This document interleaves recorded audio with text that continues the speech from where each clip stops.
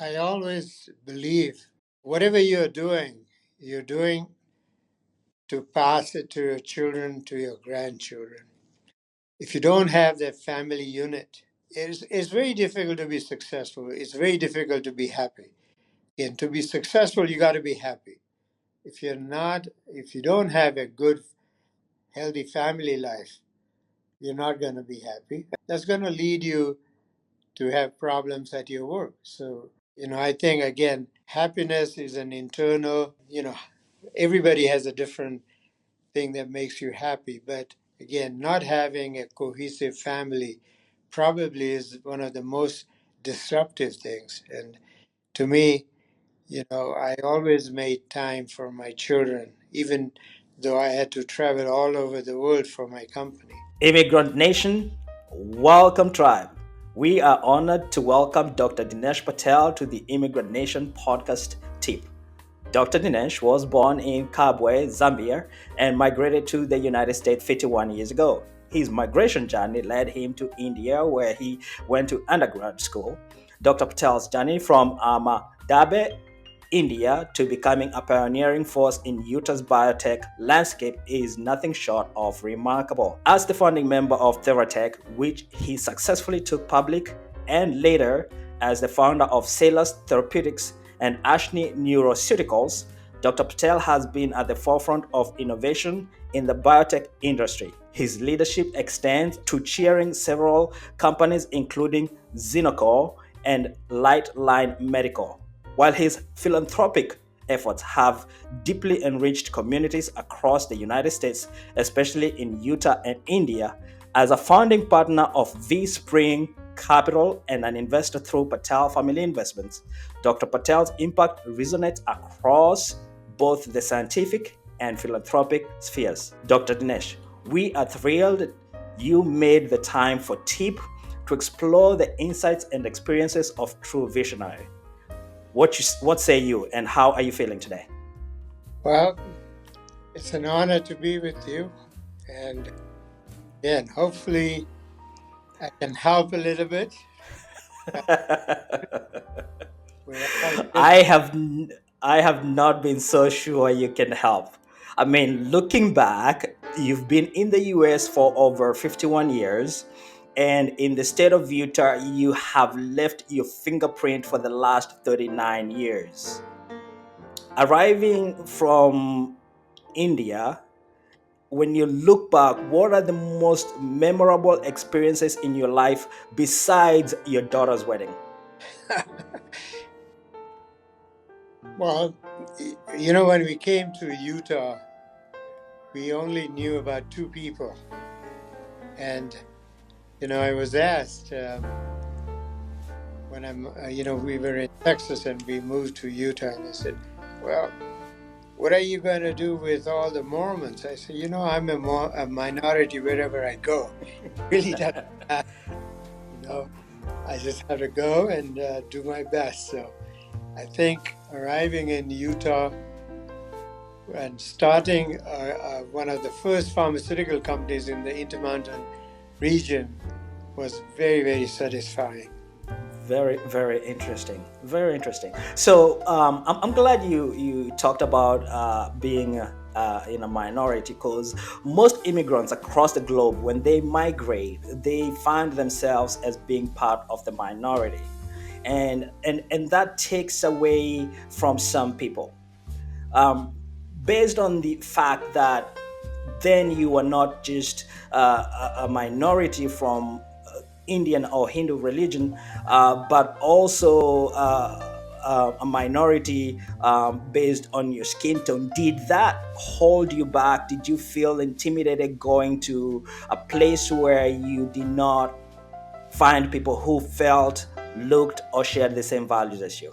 I think from the beginning, I felt when we migrated to the U.S., we will be a minority, and we cannot worry about that. We just have to do the best we can, and we have to give 110%, right? We can't try and succeed at 90%. We got to be better than people around us, and so I've always tried to do that.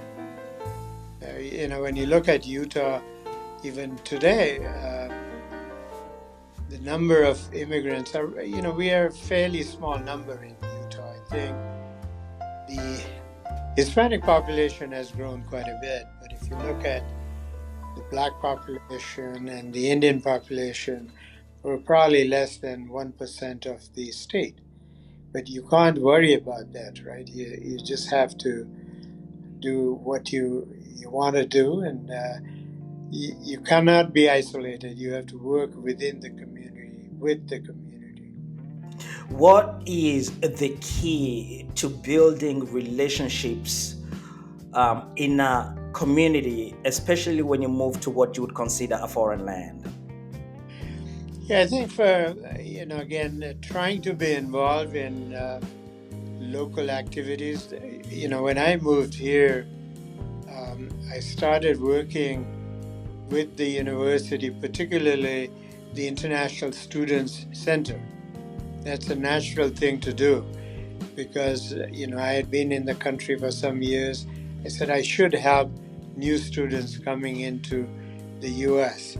So I started working there, and then I got involved. Utah is a dominant Republican party. We're dominant in Republicans here. And I said, in order for me to make an impact, I have to be part of the party. So I joined and became very active in the Republican Party from the very beginning. I have been fairly successful in being involved with the local Republican Party and, of course, the government here. So you made a conscious choice to one, make yourself available to your community politically, and also to make yourself available to your community based on what the community needs may have been at that particular time. Walk us through when we are migrating to other countries, especially as young students. What are some of the important relationships that we should be looking to build that you think looking forward would help us be able to achieve our full potential? Yeah, I think as a foreign student or a foreigner moving into any place where you're not, you're immigrating to a country, you really have to integrate into the society. Now, sometimes it's difficult, right? Utah is very white, right?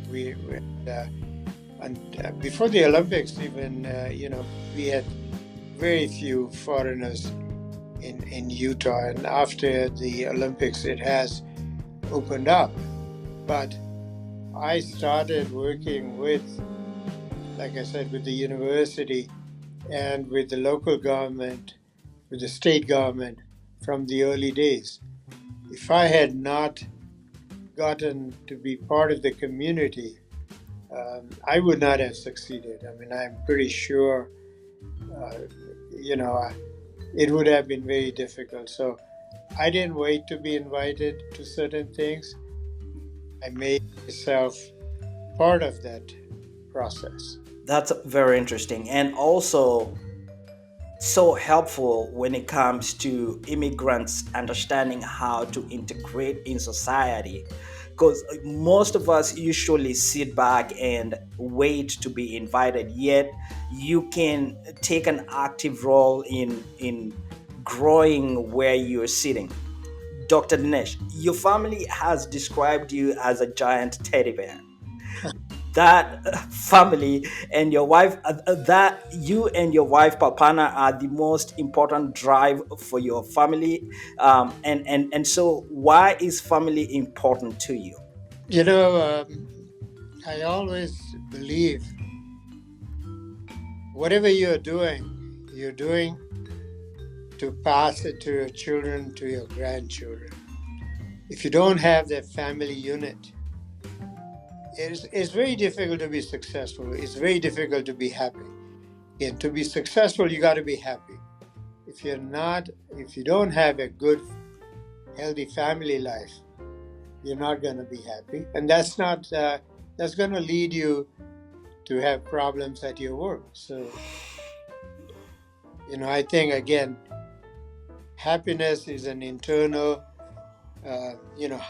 Everybody has a different thing that makes you happy, but again, not having a cohesive family probably is one of the most disruptive things. And to me, I always made time for my children, even though I had to travel all over the world for my company. Very, very good. So let's delve into your world of business. You've not gotten to where you are today without trial and failure, and massive failures at some point. Walk us through how you've kept yourself enterprising even when you went through difficult times of failure. So, in the pharmaceutical industry, you need a lot of money to build a company. We were fortunate to have backing from big companies like Pfizer, Merck, companies like that. But there were times when, one particular case where we were nearly running out of money, and yet we had to sign a contract for a clinical trial. Now, the trials require a lot of money, and if you don't sign the contract and get in line, it could delay you by 6 months or 12 months, and that, again, a lot of money. So when we sat down as a team, I told them, go ahead and sign the contract. And they said, well, we don't have the money. I said, well, either I find the money or we go bankrupt. Either way, if we signed and we raise the money, we're ahead. If you can't find the money, we're bankrupt. What else are we going to do? So we decided, let's sign and then go ahead. So a lot of these, as a startup, you have to take calculated risks. You can't just gamble, but you have to take calculated risks. Otherwise, you will not be able to move forward. So we have an audience of international students that listen to our show, and part of why they're here is they're gathering information so that they can carve their influence and carve their path in life. Part of that, what we have discovered from research is every 10 international students, especially in America, 7 of them end up in fintech, or they end up in technology, or they are inventors. If they are going into those particular fields, what they will interact with is raising massive amounts of cash. Some of them have had really good success. But what is the key when you're studying and you don't have a history of having raised substantial amounts of money and succeeded in a business idea in your enterprise? What is the key to getting investors to invest money in your idea? The biggest issue or the biggest way to do it is forming a network. And that's why I say, starting to get to know people helps, because let's say when I started my company, we started it with $40,000 of our own money. We didn't have a lot of money at that time, but my partner, the professor with whom I did my PhD, Dr. Higuchi, was famous. So I used his connections, but I had to go to all the people and present our ideas. Now, in my case, I was lucky that I had a mentor who was very famous. But you can do the same thing by going to events where a lot of the investors come in, right? So you start getting to know people. You have to start building your network. that's the first place you start, because people are not going to invest if they've not met you, if they've not seen you before. So start going to, if you are in a place which has a club for entrepreneurs or things like that, go there. Start getting to know people. It's a network that's going to help you. I am so glad you went here because this is so near and dear to me. In the world of business, when I got to the US and I started playing with business, toying with the idea of business, and actually plugging myself in, I experienced lots of failure. But it never, and I hesitate to say this, it never occurred to me that, or it occurred to me, but I was shy. I was reluctant to find somebody to hold my hand. And so I made a lot of mistakes until the days when I made myself available to spend money, to spend time with people who had really succeeded, and then be mentored by them. Why is mentorship important in life? Well, just like you said, there are people who've gone through, they've already seen the mistakes. What are the things that you should not be doing? So I probably get, now that I'm kind of, they say retired, but I still work because I have about investment in 60 or 70 companies. So I'm with the young people all the time. And I do that because they keep me young, right? If I'm talking to a 21-year-old, I better be sharp because they know much more than me in the technology space. But I also know what businesses or what practices will work or will not work. So, I probably see one or two startups every month. They come, they sit with me, and some I say, look, this is not going to work. Some I might say, okay, here's 10,000, see if it's going to work. So there are angel investors who will put in some money to get you going, and they'll help you along the way. Because as an angel, you're not just putting money and sitting back, you're trying to help somebody. And so the angel groups, that's where you find your mentor. If you're at the university, of course, you find mentors amongst the faculty or people like that. But we've already seen, I mean, when we were investing as a VC fund, we knew that of the 10 companies we invest, 5 or 6 of them will go bankrupt. I mean, that's a normal phenomenon because somebody else will do better than what you started doing. But that also teaches you a lesson that, okay, next time this comes up, I better not do this. So that's where the mentors can really help you, is prevent some That common mistakes. very good. So they say you are the average of the 5 people you hang around with. And with that said, you have plugged in really into your community for many, many years. With that, you've also built political connections. Why is political capital important, and how can successful immigrants build not only on capital, on political capital, but also on relationships that matter? Again, for us, if we don't get involved in the politics, you cannot change what's happening.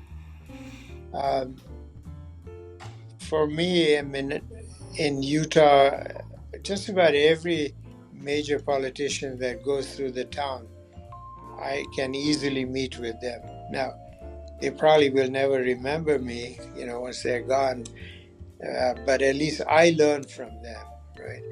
And locally, I'm close friends with the governor, with the senators, with the congressmen. So if there are some issues that are important to the community, to the immigrant community, at least I can make a case. What has helped me is I don't go and ask money or favors for myself. I try and do it for the community as a large, right? The immigrant community. So I think that's been what I have found very useful on the political side. Talking about immigrant communities, wait for this data. As of 2022, undocumented Indians in the US commanded over $15.5 billion with as spending power. The actual numbers as of 2022 of undocumented Indians in the USA was 1.2 million immigrants. They are all held in the immigration backlog system. How can successful American Indians help with policy so that we can resolve the immigration backlog? Immigration has been such an issue. It's a political football that nobody really wants to tackle. Um, both the Republicans and Democrats say they want to do something, they haven't done anything, right? And Mhm. we all know there are so many undocumented immigrants, and they all contribute to the society. They're working. Uh, they can. I mean, one thing that I've been with the the Catholic Relief Society here, and I work with some legal immigrants. That Utah is very friendly to immigrants, so I work with some of them. And the one thing that I know is they get government help for 6 months. Then they are on their own. They have to do something. So Mhm. everybody has to find something to do. And if they're given the opportunity, we all find something, right? The illegal immigration situation just puts people in bondage because they can't, they're being exploited. And yet the government has not taken a step to solve this issue.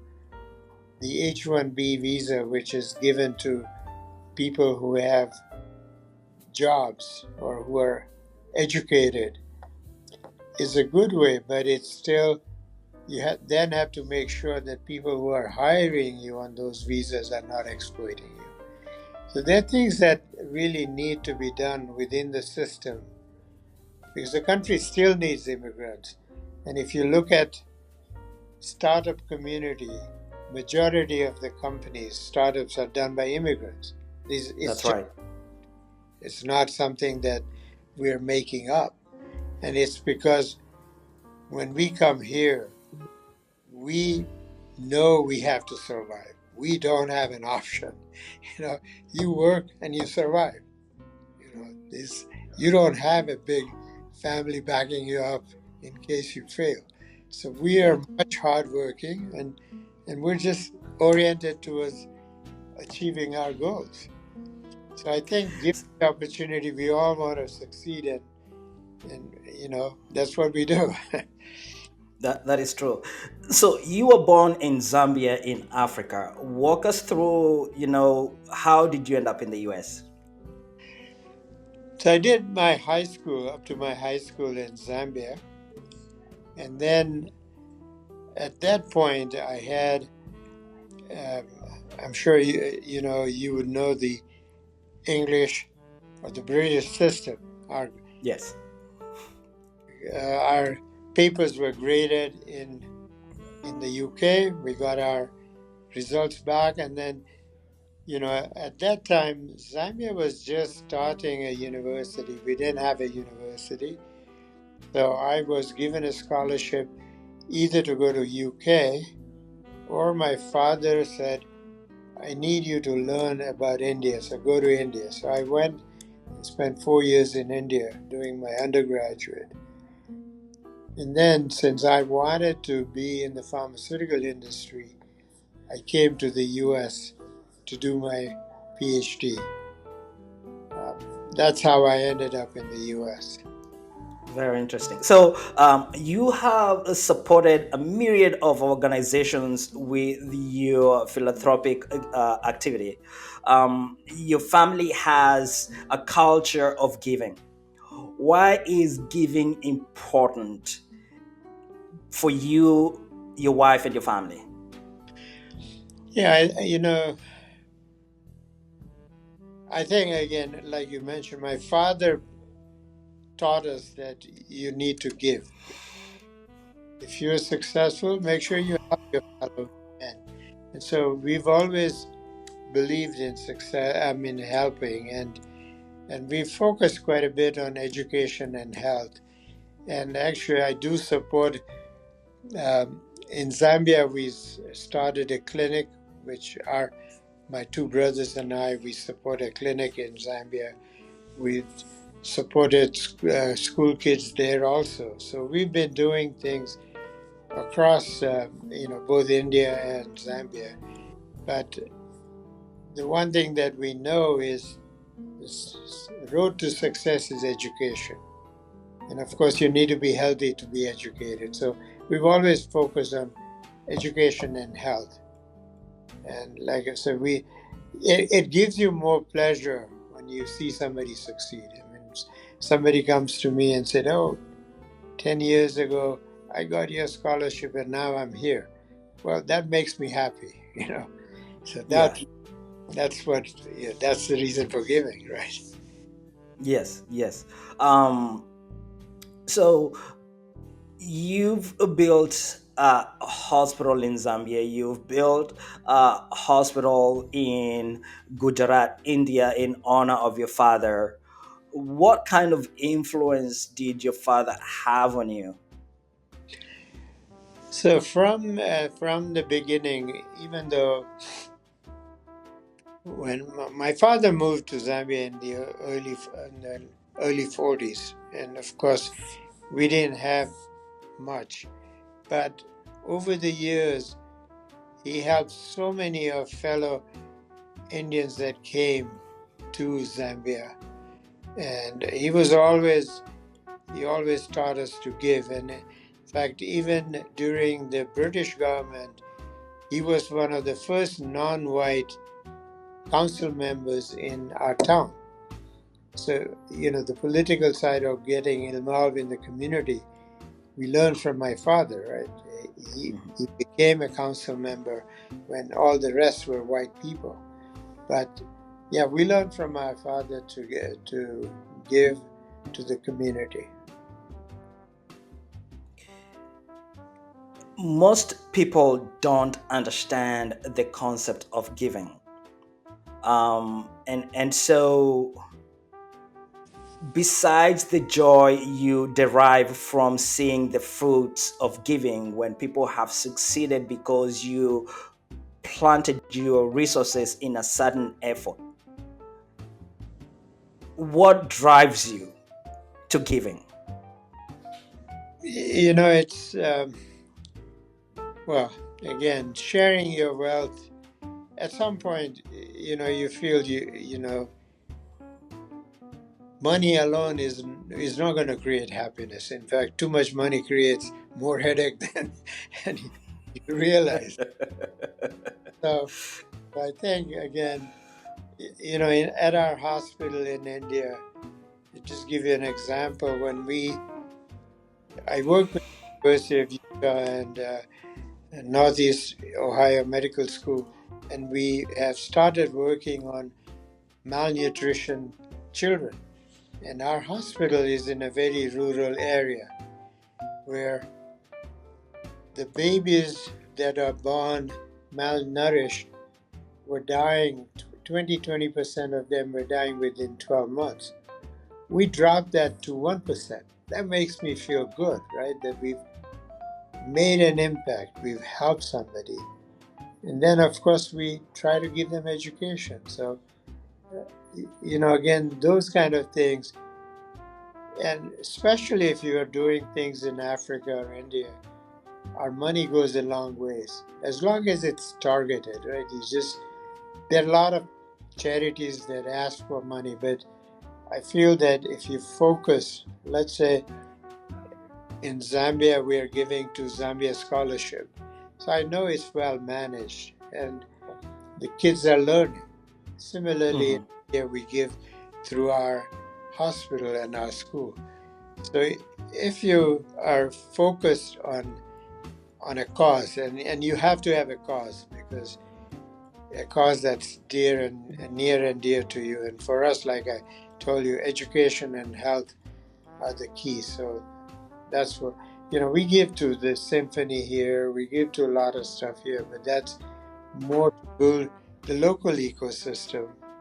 Because as a business person, I know if I'm attracting talent, I need to also support or have arts and culture in Utah. Otherwise, people will not move here. So that's a different aspect.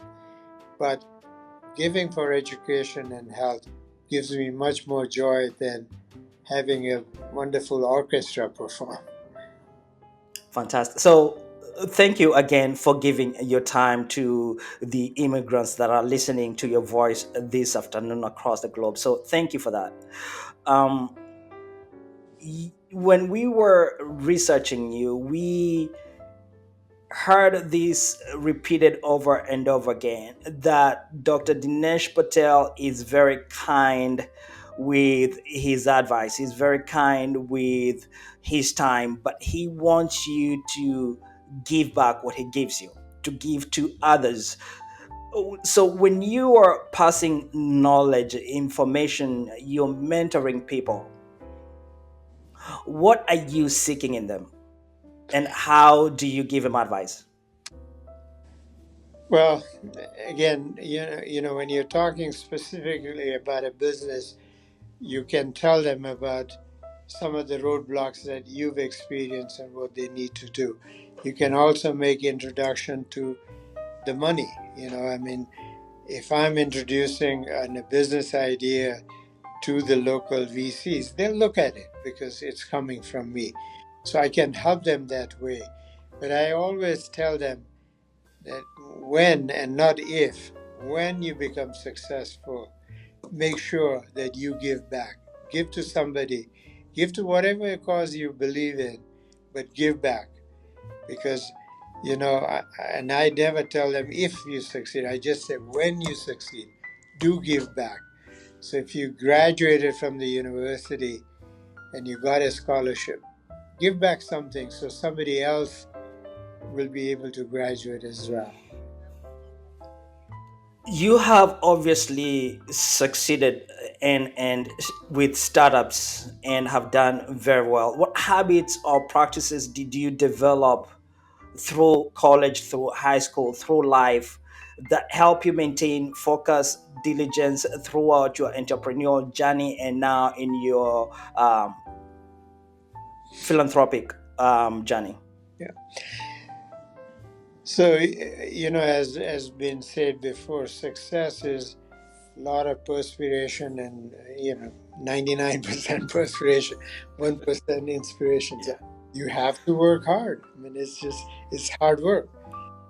People tell me, why do you go to office? I maintain office now. I'm in my office 10 to 4, 10 to 4:30 every day. So why do you come to office? I say, first, I need to maintain a certain routine. I need to have, it makes me more disciplined. So discipline, and I enjoy what I do, right? I mean, that's the other thing. If you're enjoying what you do, it's not work, Mhm. it's enjoyment. So That's right. I like to do what I'm doing. Um, you see in the back, it says Slopes Bio. That's one of my portfolio companies. I'm office with them here, and it's in the field of genetics. It's something that's really new, and I'm learning along with them. So, you know, I keep learning, I keep enjoying. Talking about the field of genetics, what are some of the moonshot ideas you are toying with? Well, right now, you know, the big issue is people have now been able to identify what genes are causing certain diseases. So then the next question is, how do you cure that, right? And some of our companies are working on the diagnostic side, but let's say if I tell you you will get cancer A, but I don't have a cure, it doesn't help. It just creates more worries for you. So I'm hoping that when you have an early diagnostic, you also have an early cure. So that's what interests me. And today, with artificial intelligence, there's so much data and so many things are coming together. It's an exciting world, and I can't even imagine what's going to happen in the next 10, 20 years. But I know Yes, that, yes. that I join you in the excitement, sir. I really do. I have watched the world change in the last 15, 20 years. And it's been, for those of us who enjoy the world of technology, it's been very interesting to watch how quickly the world has evolved. But as you say, AI is changing a lot, which leads me to the next question, sir. Immigrants, some of us have done really well, and so if we are looking to diversify our portfolio, um, how do we, or when you're looking to put your funds into a VC or a PE, how do you shop for one that you may have decent returns on your investment? so there are certain areas that where I'm very good at, right? My background is in pharmaceuticals, in biotech, medical devices. I understand that thoroughly. But our fund that I ran, Spring Capital, we also had technology. So I started understanding technology. I understand fintech. I understand AI, not to the depth that somebody who's an expert. But I always, let's say if I'm investing in I make sure that there's somebody that's much smarter than me. I mean, I always believe in working with smart people, surrounding myself with people who are smarter than me, Yes. because you just can't know everything. That's been one of the things that I have learned is why I network so much. I need to work with people who are brighter than me, who know the field better than me. When ChatGPT just came out, I talked to one of my professor friends. I said, okay, give me ChatGPT for dummy. How do I learn this? What do I know? And I've started learning. So I'm always trying to learn as well. I don't just sit on what I know from the past. So, You have obviously stated a lot of experience on medical devices. So, talk to us about your interest with cancer and what progress your investments have made in the past. so on the developing drugs, it has been, of course, it's a very challenging and long-term uh, goal. So I have invested in a few companies that have made breakthroughs, but I'm now really focused on medical devices. Device that those medical devices take a little bit less time and less money. But I give you a good example. Right now, one of my companies where I am a co-founder and executive chair is called Xenocor, and we are developing a disposable laparoscope. So if you know laparoscopy, it's becoming a minimally invasive surgery, and the equipment today costs about 300,000. We're replacing it with an equipment that's 25,000, and that kind of equipment can be used throughout the world. Right now, Yes. laparoscopy cannot be done in most places outside of US and Europe. But with our technology, it will go global. But that's the kind of stuff that now interests me and excites me. So Very, very interesting. So, you have obviously helped a lot of people through their education.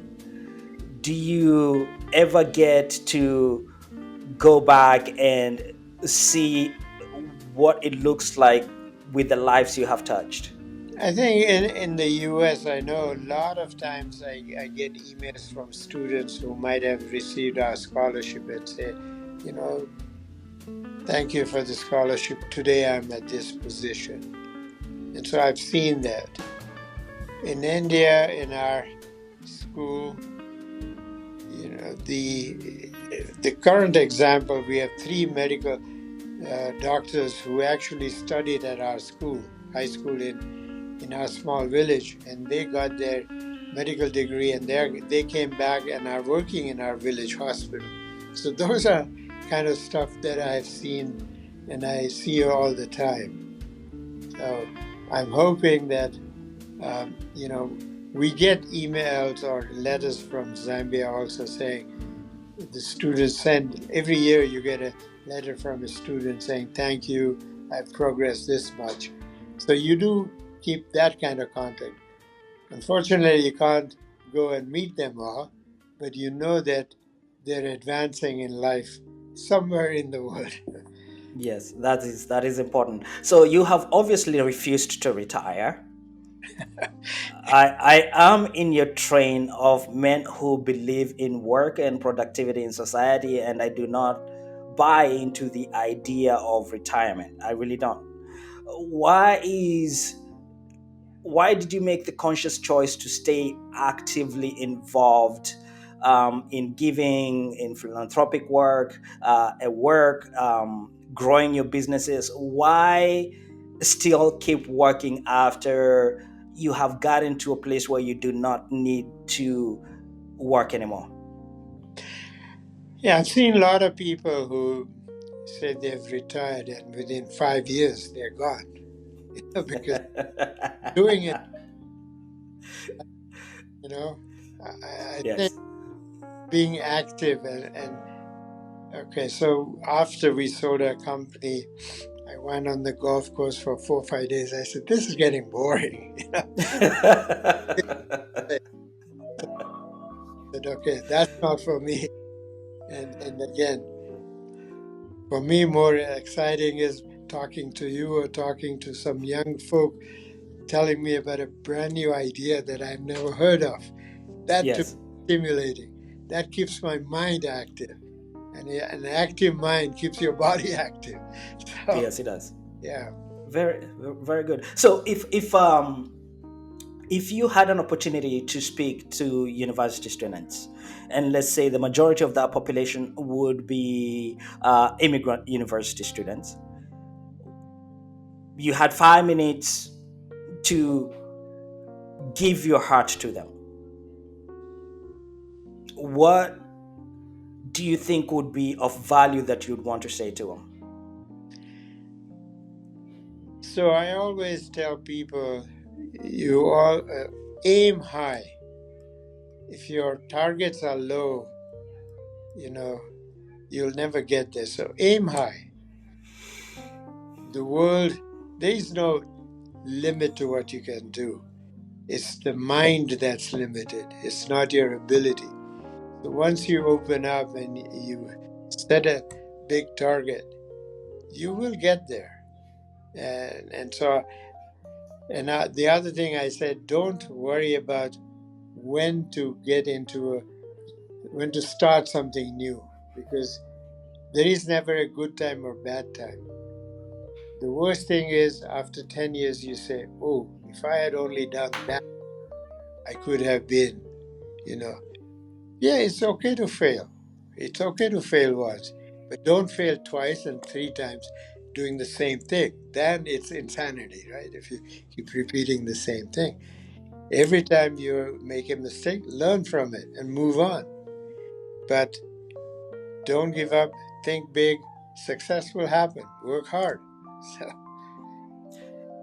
You started by moving from Texas to Utah because of a partner, yes. and obviously you've kept that relationship this long. Talk to us about the idea of partnership and making partners, friends, and teams, the power of building teams.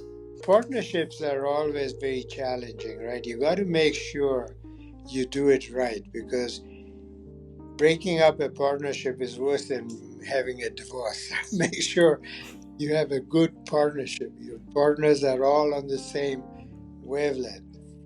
And I am a big believer in teamwork, because, the companies that fail, or the founders that fail, are people that surround themselves with yes men. That is going to fail. You got to have people who are smarter than you, who are willing to challenge you, and you should be willing to listen. Because I always felt I don't know everything, but I know enough that if somebody that I've hired tries to fool me, I can catch that.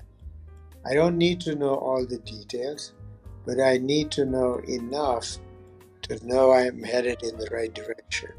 But you have to surround yourself with people who are smarter than you, people who can take your place. If something happens, they're right there. They can step up.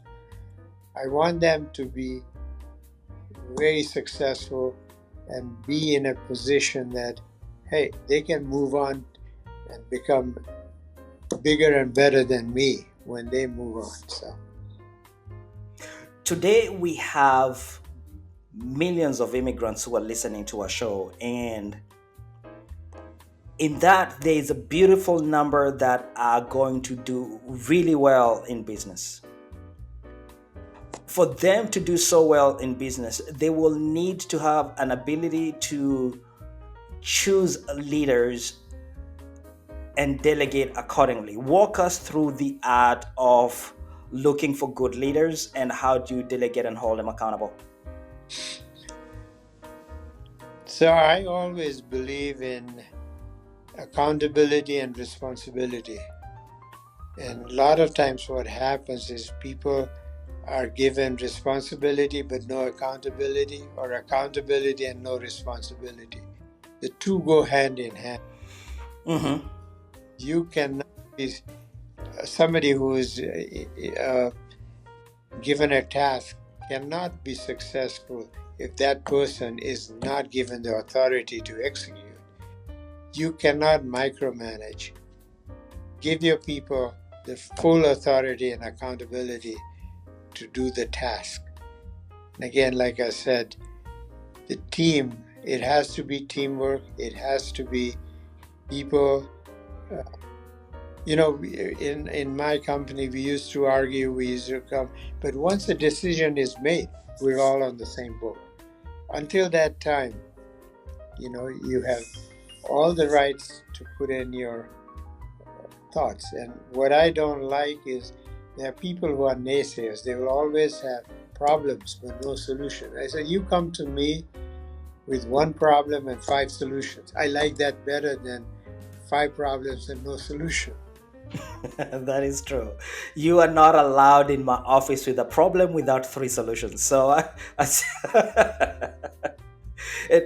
find that very interesting. And when I learned to start putting that in place, it gave me a lot of time to be able to be more creative and more productive. But what I discovered was that I was not being harsh with my teams. What I was giving them was confidence to be able to make decisions. And it's in failure to making decisions that people will always knock on the door for, got a minute. Where do you draw the line between a good leader and a bad leader? So I think a bad leader is a manager who works based on authority and not on you better do it because I'm your boss. You do it because that's a manager. Leader, somebody, if I tell you do A, you will do A, B, C, because you've set an example.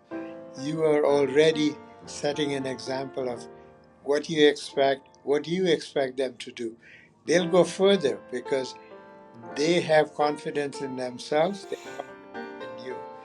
So I don't like managers, I like leaders. So I try to people who can be leaders. And like I said, I need somebody who, if he leaves my company, this senior VP will be a president in the next company. That's a good transition for me. Now I have a colleague I can call, right? So Yes. Very, very interesting. So, how do you build leaders? well, again, you have to set an example, right? You set an example, but leadership comes from within, but also giving them the authority. You just can't give them responsibility and no authority. Then they just come to you for every decision. They're afraid. It happens in a lot of family-run businesses where no matter what happens, is the dad who runs everything. Your ideas don't count. And then the second generation is finished because they never learned to lead, right? So I think giving them not only responsibility but authority to execute will create the leaders. So I know your partners have been very instrumental in your success. I also know that the influence of your dad was very strong in who you've become today. What other forms of strong leaders did you have in your life that helped you shape who you are today? Well, again, networking, working with other CEOs, working with your peers,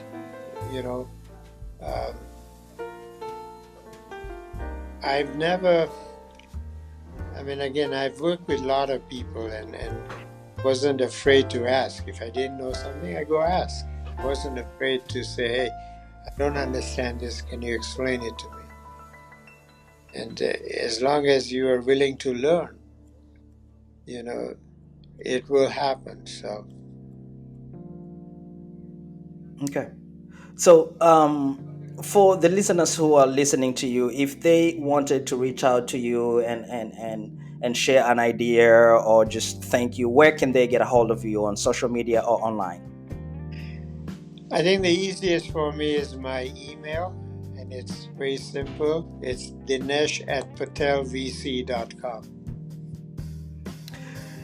Ladies and gentlemen, today at the Immigrant Nation Podcast, we've been talking with the amazing Dr. Dinesh Patel, whose journey started in Zambia, transcended to India, and finally to the US in a very small state in the very wonderful state of Utah. He has contributed dramatically in the medical field and philanthropic work. Dr. Dinesh, before we part ways, if I was your son and you had a few words for me, what would you want to say to me? Well, I've told my kids, don't expect me to give you a lot of money so you can sit and retire. Work. You have to earn your way. I will be there to help you, but earn your way. That's the only way you're going to learn.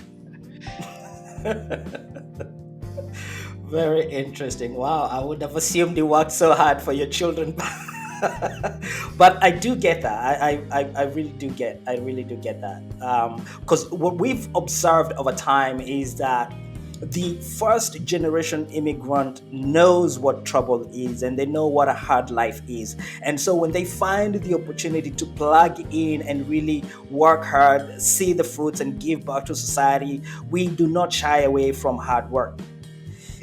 Unfortunately, the second or third generation immigrant, they have lived and grown in the success of their parents, and so they have what some of us consider a soft life, and so they peg their success, or they peg what their contribution will be in society based on what their parents will be giving them. For that kind of a mindset to change, for our children, for your great grandchildren to continue to be as impactful to society as you have, how are you driving your current generations? Yeah, so again, I do help them, for their education and everything. But I don't believe in just. There are some people who will say, okay, here's 5 million, and now you can do whatever you want. Now I tell them they have to earn their way. If my son started his own VC fund, I invested in him, and I make introductions. And I said, okay, wherever I can, I will help you. But you have to do the work. It's not, you don't expect me to give you a whole bunch of money and then you just sit around. So, and my son has learned that. I think hopefully my granddaughters are learning from him that, hey, you got to work. Uh, that's how, again, I think the biggest mistake people make is suddenly giving somebody who's 20 or 30 several $1 million, and then they get spoiled. So Yeah. So we are in 2024, and in somewhere less than 68 days, we will be electing a new president in the US. Kamala Harris has Indian origin. What kind of conversations are you guys having on your dinner table regarding politics in America? well, it is a very challenging time, right? I think um, I'm not. Again, as I told you, I said I am from Utah. I've been a Republican. My mindset is a little bit different. I don't just say um, if Kamala Harris has Indian heritage, I should just go. I need to see what are her policies, right? I mean, how is she going to treat?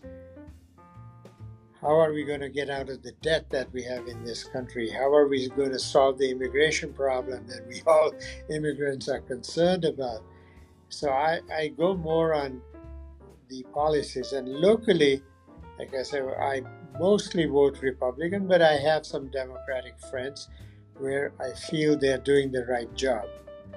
So I tend to be Republican, but I also vote for somebody that has the right policies in place.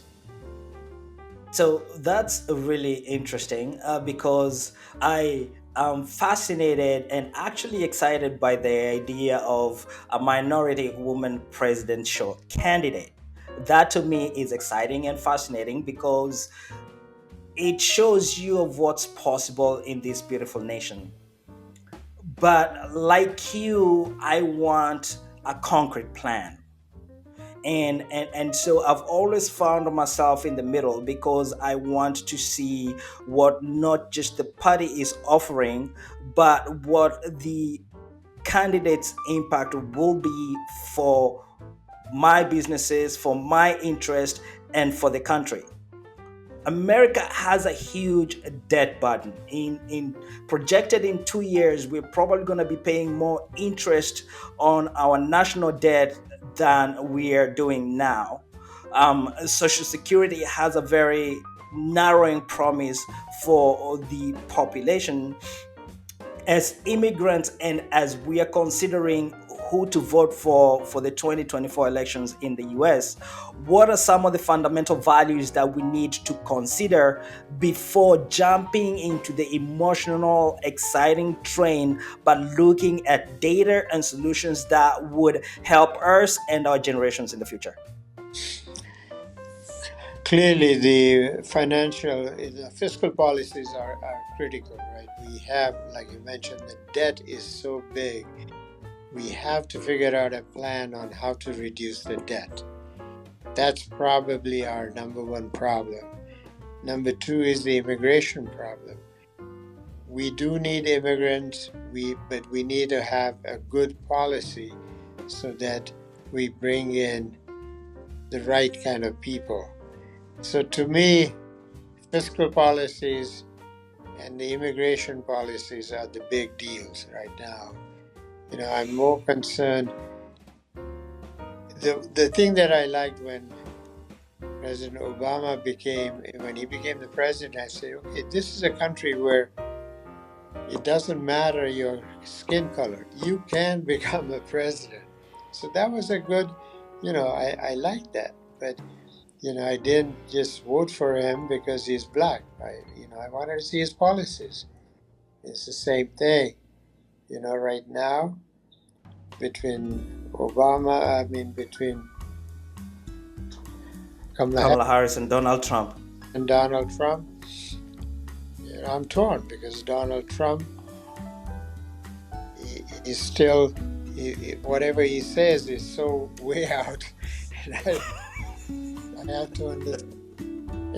The one thing in this country is still, it's the Congress and the Senate that run a lot of the policy. The president cannot just do anything unilaterally. So you got to have a balance there. And so that's the good part. And, again, if you have sanity in the Congress and the Senate, we will get the policies done, right? So I'm hoping for that. We'll get some sanity. I will say we will wait and see how things pan out. Right. Ladies and gentlemen, today we have been speaking to the founding member of Theratech, which he successfully took public, and later as the founder of Cellular Therapeutic and Ashney Neurocepticals. Dr. Patel has been in the forefront of innovation in the biotech industry in Utah and across the globe. His leadership extends to chairing several companies, including Xcon and Lightline Medical, while his philanthropic efforts have deeply enriched communities across the United States and Utah in particular. Dr. Patel, please take it from me when I say thank you so much for making the time for us. Your insight and wisdom has been tremendous. I am so very grateful and so thankful that you made the time for us. Hopefully one of these fine days we can get to visit you out in Utah and get to know you more. You are more than welcome, and thank you very much for giving me this opportunity to talk to you on this podcast. Fantastic. Thank you so much for your time again. Hopefully we get to see you soon. Okay, thank you. Thank you, Dr. Patel.